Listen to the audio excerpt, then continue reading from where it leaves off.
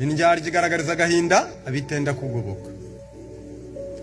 Ubwo n'umubyeyi wazazaniye wahuye n'ikibazo gikomeye batumva yahuye n'ikibazo kandi kigaragarira buri wese ati no kugoboka. Ati sinuko byamugendekeye atayikongwa ararenga nawe.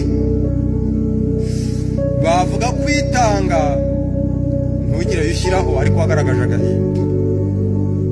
Banatangaza ngo cya kibazo cyakemutse ngo amen Imana ishimwe yawe ari he. Baravuze ngo indyarya igaragariza agahinda bitenda kugoboka. Indyarya itanga inama itenda gufatanya n'abandi kuzishyira mu bikorwa. Atari ukwibuza uburyo ahubwo indyarya itinya guhomba ibyayo. Kandi byose igitangaza rero kurya iby'indyarya ni nko kurya umuhore w'itungo ritarapfa. Kurya iby'iki ni nko kurya umuhore w'itungo ritarapfa. Kandi bikorwa biruta amabwiriza nk'uko umuntu aruta ifoto ye.